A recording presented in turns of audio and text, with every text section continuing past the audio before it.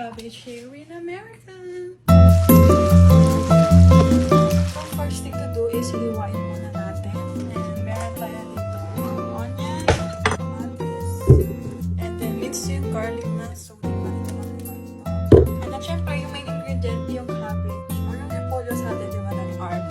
And then syempre lalagyan natin ang meat para ito yung pinaka-meat natin. Okay? So first thing is cut the onions. Maybe half lang kasi masyadong marami po siya. So, kalahati lang ilalagay natin. Okay?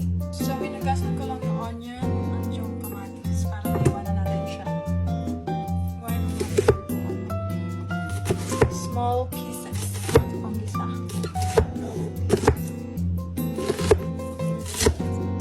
Ayan. Yung kamatis na. Kahit ano naman kasi tuturuin natin ito. Para lumasa siya sa pangasa natin.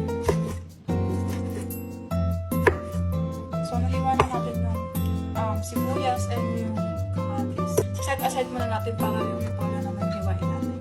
Hiwasan natin para maiwa naman natin yung repolyo. So, tatanggalin ko lang yung outside na balat niya. Hindi pwede rin siya, pero matigas kasi yung outside na balat. So,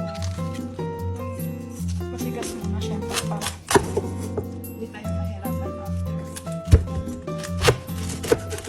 Patayin natin yung matigas na part. Kasi ayaw naman natin kumain ng matigas na part.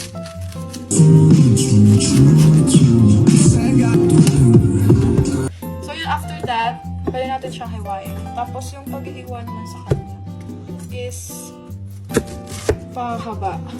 Basta pag ganyan, depende naman sa inyo kasi actually kahit anong hiwa naman kasi matutulog din naman sa tiyan natin, di ba? Cater, di ba? Malaki. Ayan. Lagyan lang natin siya dito. Set aside na natin dito.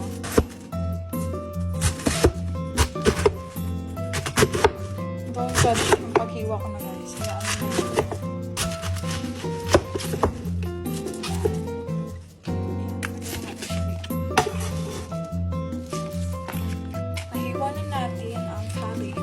After that, pwede na tayo mag-start magluto.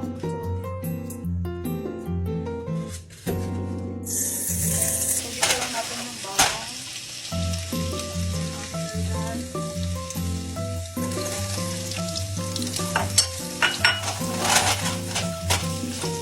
Hintayin lang natin na maluto yung onion. So, yan luto na yung onion. So, pwede na natin ilagay yung tomato. Para maluto rin siya. Ayan, so nagkatas na yung kamatis. Ang luto na siya. Ilagay na natin yung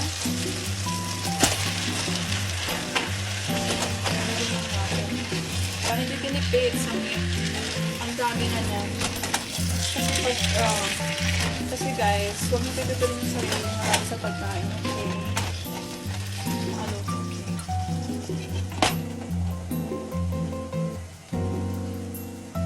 So, medyo na-brown na yung ground beef natin.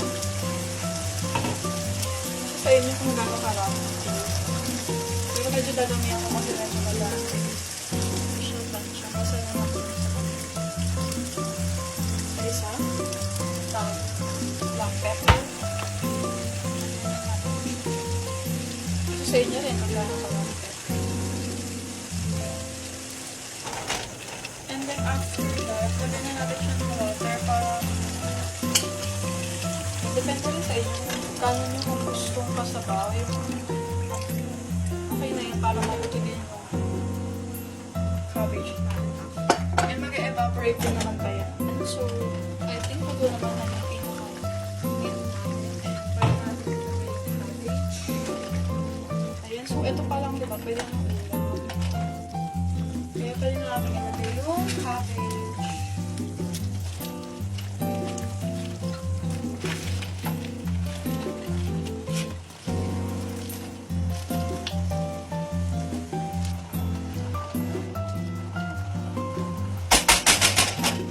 Paano natin siya?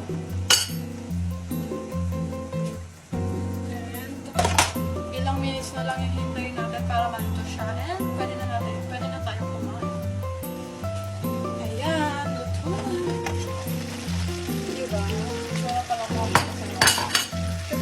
siya sabi ko mas meron. Ayan. Meron na tayong unang for today.